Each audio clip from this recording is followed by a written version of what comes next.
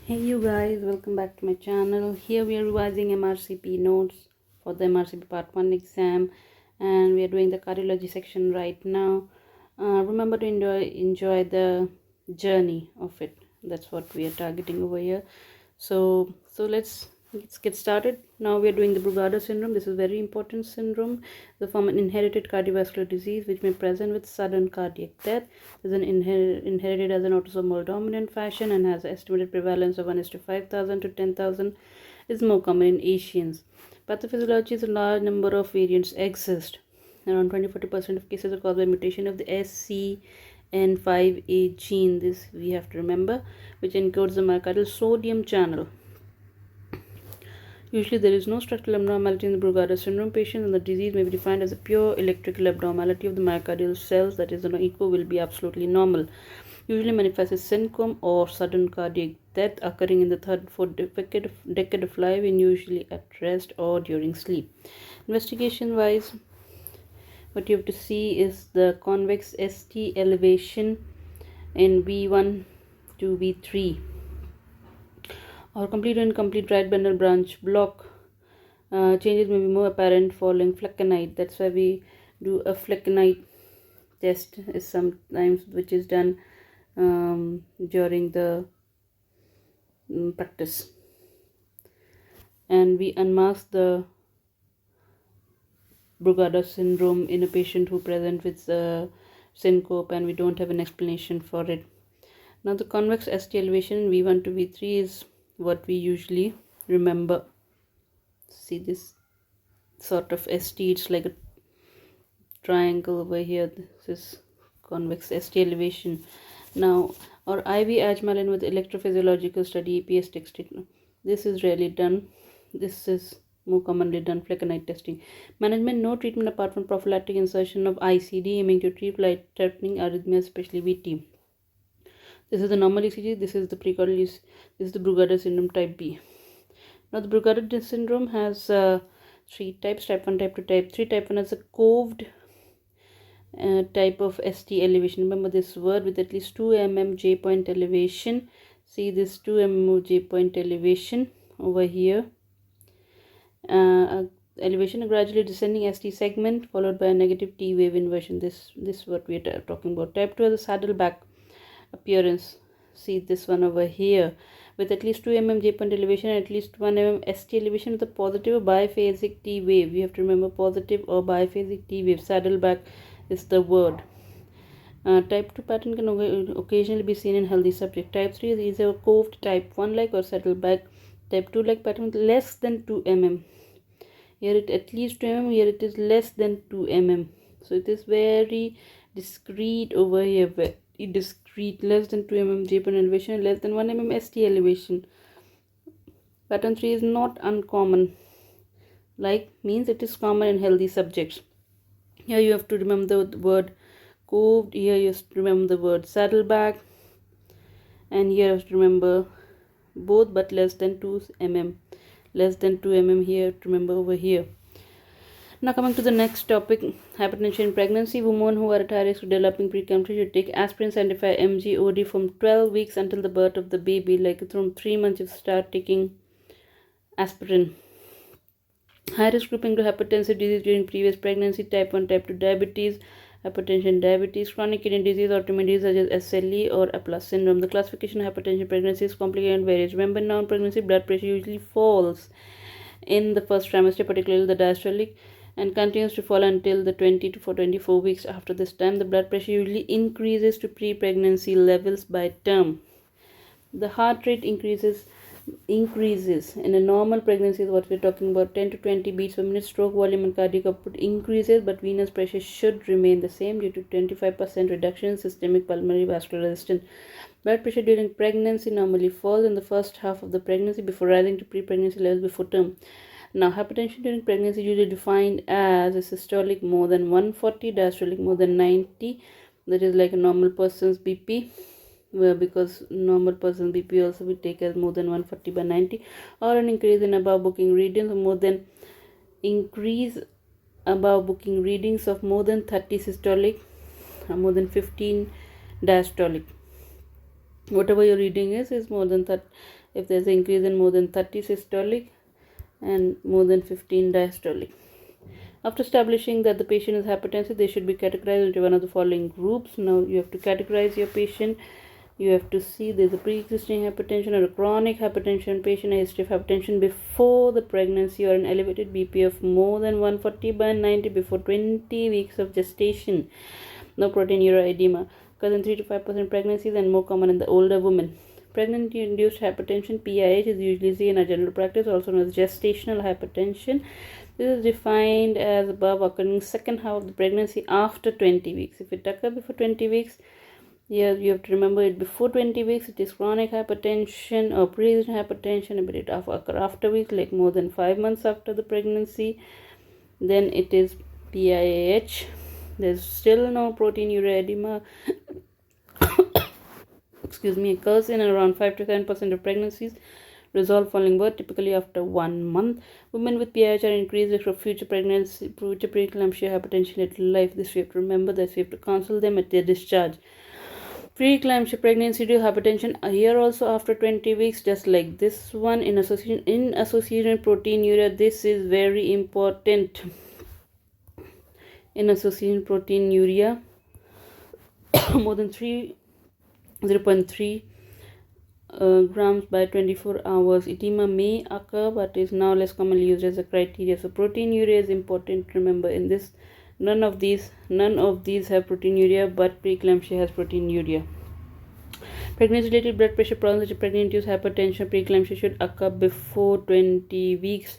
The raised ambulatory blood pressure reading X-ray diagnosis of white coat hypertension. The target BP in patient with pre-existing hypertension is under 150/100 or 140/90 in the presence of end organ failure. So you always target a less than 150/100 is what we are targeting for in our patients. As in patients with long-standing hypertension, aggressive BP control may compromise placental function. Diastolic pressure should be preserved in more than 80. An increase in BP over baseline should prompt a search for new preeclampsia. Now, what is preeclampsia? We were looking at this table now, where after 20 weeks and proteinuria, 2 points only. First is it is more than 20 weeks, and the second one is proteinuria. These 2 points we have to keep in our minds. Now, what is preeclampsia? Preeclampsia is a condition seen after 20 weeks of gestation, characterized by pregnancy-induced hypertension associated proteinuria more than 0.3 grams per 24 hours. Edema used to be the third element of classic type, but it is often not included now. Preeclampsia defined as the same we saw after 20 weeks, PIH, proteinuria. Preeclampsia important as predisposed following condition. Obviously, it will cause fetal prematurity. Obviously, it will cause eclampsia. It will cause seizures, hemorrhage, placenta abruption, intra-abdominal, intracerebral, cardiac failure, and multi-organ failure. Now, risk factors is if the patient is more than 40 years old, never had a pregnancy, and this is a multiple pregnancy, pregnancy more than 10 years, BMI more than 30, diabetes, family history or previous history of diabetes, pre-existing vascular disease such as hypertension, renal disease. Features of severe preeclampsia, like a BP is very high, more than 170/100, proteinuria, dipstick 2+3+, headache, visual disturbance. This is usually we take in the history, and very very important we have to be taken when a patient is pregnant with BP high and headache and visual disturbances are there. Papilledema, hyperreflexia, clonus, right upper quadrant pain or epigastric pain. HELP syndrome, very important. It is hemolysis, elevated liver enzymes, low platelet, less than 1 lakh. Nearly 10% of women with severe preeclampsia, 30-50% of women with eclampsia affected with HELP syndrome. The exact relationship between HELP syndrome and preeclampsia is unknown. 1/3 of women preeclampsia help develop DIC and TTP. So patient with preeclampsia then lands up with HELP syndrome and then lands up with DIC. So you have to be very very careful and catch the patient when he is in the chronic hypertension phase or this phase, pregnancy induced hypertension PIH phase. On the management of preeclampsia, best and definitive treatment is delivery of the baby. Let's end this saga one and for all and deliver the baby so that the baby and the mother both are safe. Patient with chronic hypertension at increased risk of developing preeclampsia are therefore prescribed 75 mg of aspirin daily from 12 weeks, which is believed to reduce the risk. First is aspirin. Second is consensus guideline recommend treating blood pressure more than 160. So when the blood pressure more than 160 by 110, you have to treat it. All the medication have a low threshold. Oral IV labetalol now first line. Now second one is the labetalol. First line by 2010 NICE guideline. Nifedipine hydrolyzing can be used alternative after considering side effect profiles for the woman, fetus, and human baby. Delivery of the baby is the most important and definitive management step. Timing depends on individual clinical scenario. MGS support during is used peri-delivery to reduce the risk of seizures and may have a adjudicative effect of lowering BP and would be considered potential next step BP lowering IV labetalol.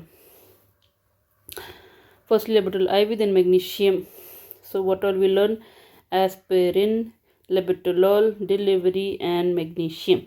Pregnant female 35 weeks with BP of 180 by 130, severe headache, blurring of vision, bilateral lowering edema, bilateral pupil edema. Next step is firstly IV labetalol, then magnesium. Labetalol is the first line of moderate hypertension pregnancy. NICE guideline. Treatment of hypertension pregnancy, labetalol. Nifedipine and aldomet hydrolazine is usually second, third. Not safe. Not safe. We have to remember we cannot give AC inhibitors. We cannot give diuretics, and we cannot give atenolol. AC inhibitors increase risk of renal agenesis, subsequent fetal death. Diuretics decrease volume expansion, obviously during normal pregnancy, absolutely contradictory. Atenolol is associated with IUGR, so it is not the first choice beta blocker for the use in pregnancy. In contrast, labetalol is not associated with IUGR. Treatment of hyperemesis, we are talking about it. Promethazine is recommended in the DNA as a potential first line treatment. Alternative domperidone or nensatron. Metoclopramide and chlorperazone, prochlorperazone associated with increase of acute dystonia in young women. So usually we do not give these. Therefore they are only recommended guidelines in the second line position treatment of hyperemesis. Now coming back to the eclampsia, development of seizures, you have to remember eclampsia like seizures. The meaning of word eclampsia itself means like a lightening. That's why the seizures associated with preeclampsia. Give magnesium sulfate first line. Magnesium sulfate used to prevent seizures and patient with severe preeclampsia and treat seizures once they develop. Guidelines on use suggest the following. Should be once a decision delivery has been made. You have to decide you have to deliver and then you give magnesium. Eclampsia IV bolus of 4 grams over 5 to 10 minute magnesium shot as that we call it should be given followed by infusion of 1 gram per hour. Treatment should continue for 24 hours after last seizure of delivery. Around 40% seizure occur postpartum. Follow up and monitoring of following 4 items during intake magnesium: urine output, reflexes, respiratory rate, oxygen saturation. So other important aspects of treating severe preeclampsia, eclampsia include fluid restriction to avoid potentially serious consequences of fluid overload. Peripartum cardiomyopathy is very, very common in our practice. You have to have a very suspicious eye of a patient who has just delivered and come with shortness of breath. Peripartum cardiomyopathy, dilated cardiomyopathy of uncertain etiology occurring in the last month of pregnancy within 5 months after delivery. Symptoms are the same as those of cardiac failure in non-pregnant patient. In order to make a diagnosis, there must be absence of any other cause of cardiac failure, absence of heart disease before the last month of pregnancy, and documented systolic dysfunction. Preeclampsia is important differential and must be excluded. A history of visual disturbances, headache, abdominal pain, peripheral edema, along with hyperreflexia, clonus, right upper quadrant tenderness, renal impairment would all suggest preeclampsia. Treatment is the same as for non-pregnant patient with cardiac failure, although AC inhibitors should be avoided. Like we gave in a normal cardiac failure, we cannot give in a peripartum cardiomyopathy. The mainstay of medical treatment is digoxin and loop diuretics. If indicated, nitrates and hydropic support with dobutamine should be used. So put them on Lasix infusion. That's what we do. Atrial fibrillation. We begin with atrial fibrillation on attempt by joint AHA, ACC, ECC 2012 to simplify, clarify AF. Recommended AF classified 3 patterns. First, detected irrespective whether it is symptomatic or self-terminating. First, detected episode recurrent and permanent. This is first detected. Recurrent, permanent. Recurrent is when a patient has 2 or more episode AF. If episode terminates spontaneously, the term paroxysmal AF is used. Such episode lasts less than 7 days, typically less than 24 hours. If the arrhythmia is not self-terminate, then the term persistent AF.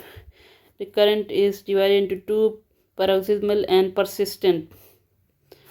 Paroxysmal and persistent. Such episode usually last greater than 7 days. In permanent AF, there is continuous atrial fibrillation which cannot be cardioverted. If attempt to do so are deemed inappropriate. Treatment of goals are therefore only rate control and anticoagulation. Here we sort of give up and just put the patient on rate control and anticoagulate.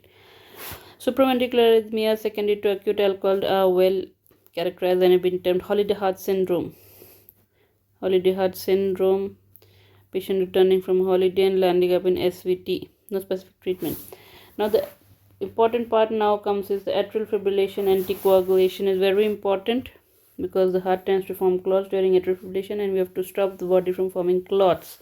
The ESC published this guideline based on the Chadwa score to determine most appropriate anticoagulation therapy. Here is the Chadwa score. Chadwa C is, now what you have to remember is who is given 2 points. If age is more than 75 is given 2 points and a prior stroke is given 2 points. Other than that, everyone has 1 point. If has a heart failure, hypertension, if the age is more than 75, or diabetes, a prior stroke, or vascular disease, or age is 65 to 74, and sex is female. Okay, so these are demographic features. This is heart related, it is diabetes and stroke, and the one this is which is outstanding sort of thing is a vascular disease, maybe IHD or peripheral vascular disease, can be clubbed with the heart sort of thing. Now Chadwa score total is 10. Table shows suggested anticoagulation strategy based on the score. If the score is 0, no treatment. 1, oral anticoagulation preferred to aspirin, dabigatran we have to give. If more than 2, oral anticoagulant, dabigatran. So if it is 1, we have to start anticoagulation in AF.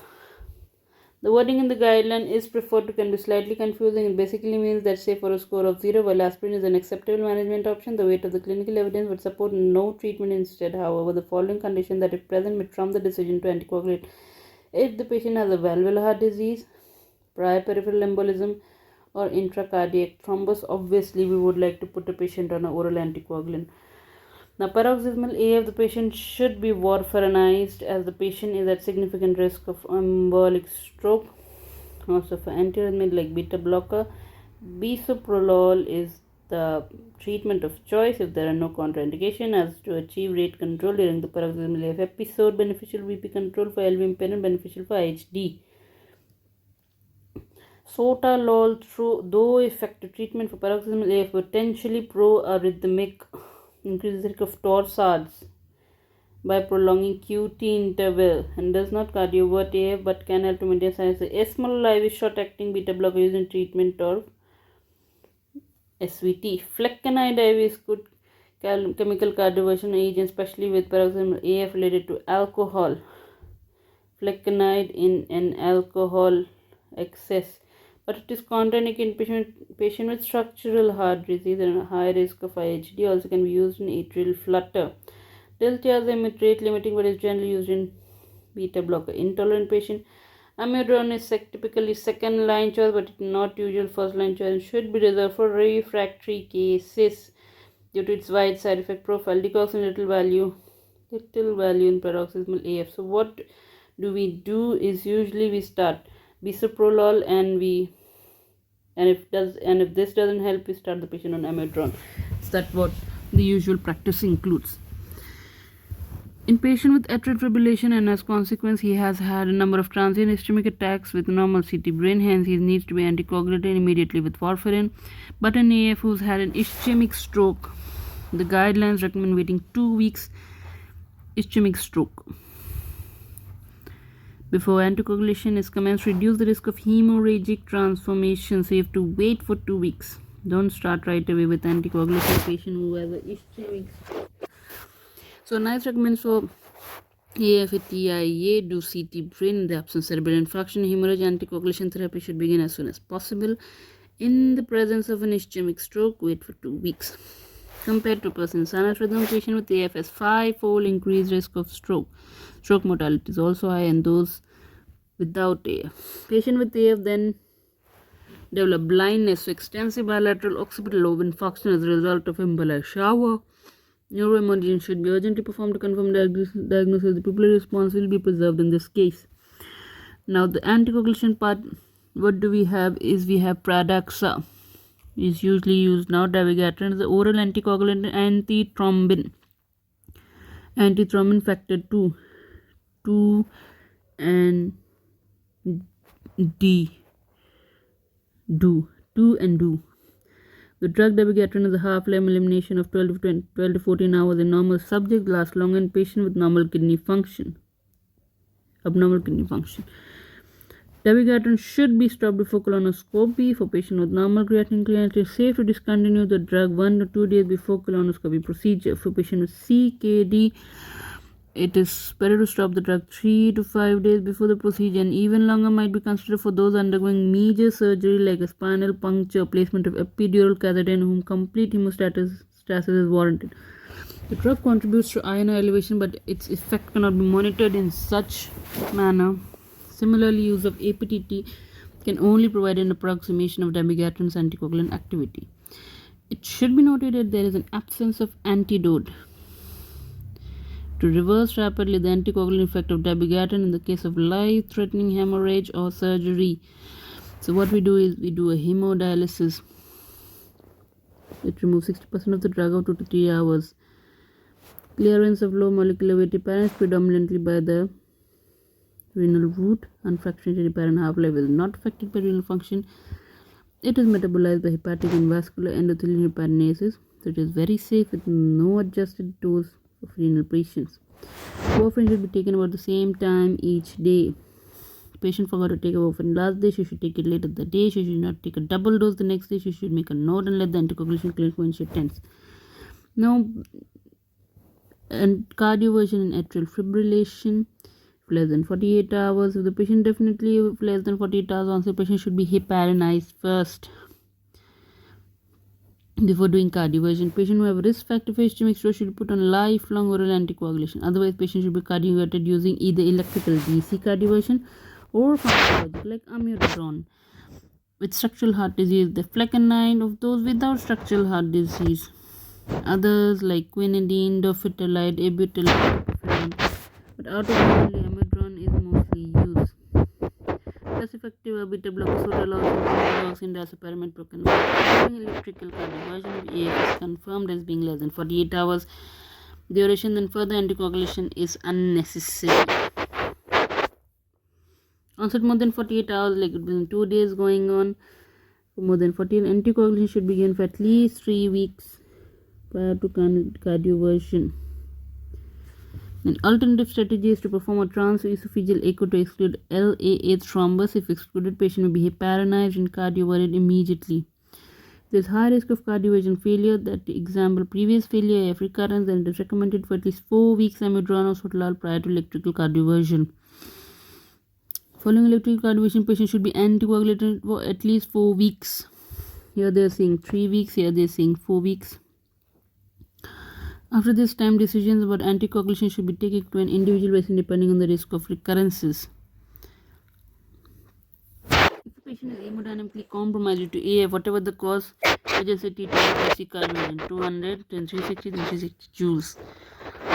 Adverse signs necessitating DC cardioversion are when would you have to do DC cardioversion? Patient is unstable, BP less than 90, heart rate more than 200, confusion, chest pain, failure. Then you have to do the cardioversion. It is certain that AF has been present for 2 days or less. Cardioversion can be attempted. Warfarin is not required if cardioversion is successful. If present for more than 2 days, warfarin is given for at least 3 weeks. Cardioversion is attempted continued for at least 4 weeks. 3 weeks here, then cardioversion, then 4 weeks here. Continuing warfarin should be considered for patients at high risk of recurrence, like large left atrium, poorly function, hypertension, previously symptomatic AF. Now, atrial fibrillation, rate control and maintenance of sinus rhythm. What do we have in the guidelines? The rate control, we have beta blocker, calcium channel blocker, and the coxin. Beta blocker like etanol, CCB, not amlodipine, decoxin, not considered first line as they are less effective at controlling heart rate during exercise. However, they are preferred choice the patient has coexistent heart failure, which usually the patient has. Agents used to maintain sinus rhythm. Sorry about that. Agents used to maintain sinus rhythm in patients with a history of AF are amiodarone, flecainide, sotalol. Others most commonly used in UK, disopyramide, dofetilide, procainamide, propafenone, quinidine. Amiodarone has been shown to be superior in maintaining sinus rhythm following successful DC cardioversion of AF. However, it is associated with more toxic side effects than the other agents mentioned. The table below indicates some of the factors which may be considered when considering either rate control or rhythm control. Rate control, a patient is a 65 history of IHD. Rhythm, when the patient is young and symptomatic, and first presentation low NAF and congestive heart failure. Then we attempt a rhythm control. Patient under 75 with mitral valve prolapse who are in atrial fibrillation or those who have echocardiographic evidence of left ventricular impairment should be referred for surgical assessment as early as possible. Transesophageal echo can demonstrate whether the valve is amenable to repair or needs replacement. This is often performed intraoperatively. Progressive mitral regurgitation is more serious complication occurring in 15% patients over a period of 15 years. Acute hemiplegia, transient ischemic attack, cerebral infarcts, amaurosis fugax, retinal arterial occlusion, all occur more frequently mitral valve prolapse patient, suggesting that cerebral emboli are actually quite common in this condition. Now the drugs we deal with here is amiodarone, usually called as codrone. Amiodarone is class 3 antiarrhythmic agent used in treatment of atrial nodal ventricular tachycardias. The main mechanism of action is blocking the potassium channel. A looks like this and potassium looks like this, which inhibits repolarization and hence prolongs the action potential. It also has other actions blocking sodium channel. The class 1A effect. Amiodarone is considered both class 1A and 3 effect. Two classes belongs to 1 and 3. Use of amiodarone dependent by a number of factors like long half-life, 20 to 100 days. Ideally be given through central veins because otherwise called thrombophlebitis. Pro-arrhythmic effects with lengthening of the QT interval. Interacts with drugs commonly used concurrently. Increases metabolism, warfarin, so increase bleeding. Numerous long-term effects like monitoring of patients taking amiodarone is TFT, LFT, urine examination, chest X-ray prior to treatment, TFT, LFT every 6 months. Adverse effects of amiodarone is thyroid dysfunction, hypothyroidism, thyroid 15%, corneal deposits, pulmonary fibrosis, liver fibrosis, peripheral neuropathy, photosensitivity, rash, slate gray appearance, thrombophlebitis, injection site rejection, and bradycardia. All antiarrhythmic drugs have the potential to cause arrhythmias. Coexistent hypokalemia significantly increases the risk. So, should checking the urine electrolytes prior to commencing a patient on amiodarone. Amiodarone toxicity occurs in approximately 5% of patients. They vary from acute respiratory distress to a picture of cough, pleuritic chest pain, pulmonary infiltrates, and small pleural effusions, to interstitial pneumonitis, and eventually progressive pulmonary fibrosis. You have had patient who has amiodarone-induced pulmonary fibrosis, usually seen on the HRCT chest. It's not like very uncommon. Due to its long half-life, amiodarone toxicity takes some weeks to resolve, such as corticosteroids, added when therapy is discontinued. This may lead to more rapid resolution of symptoms. Now coming to amiodarone and thyroid gland. Around 1 in 6 patients taking amiodarone develop thyroid dysfunction. Incidence of amiodarone-induced thyroid dysfunction, no relation with total photosensitivity. Bizarre thyroid function test seem to feature at the Mrcp exam test. Amiodarone is usually the cause. Amiodarone contains 75 grams of iodine, per 200 mg of tablet. In addition, the half-life is very long, 100 days, and prolonged effects even after stopping therapy for several months.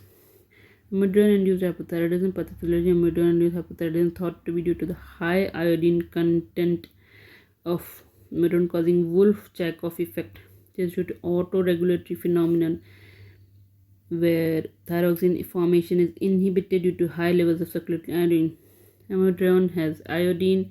If we give the patient amiodarone, we are giving a lot of iodine, so our body does not make thyroxine.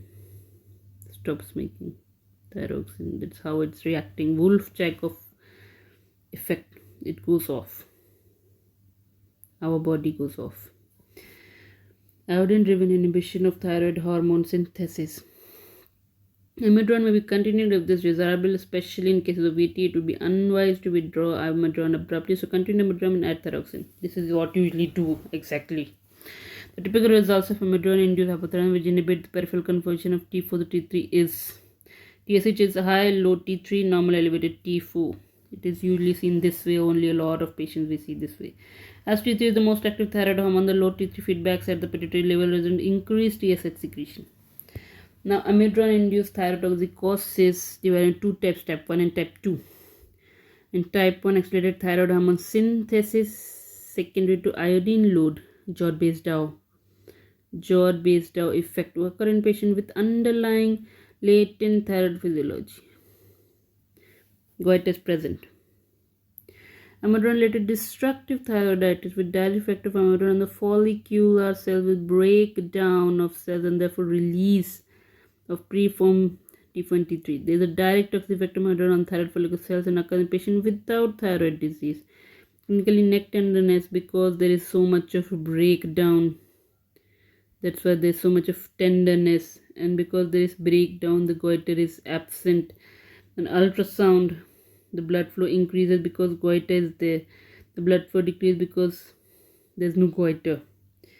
Iodine 131 uptake scan, obviously it will be high and it will be low. Thyroid autoantibodies will be positive.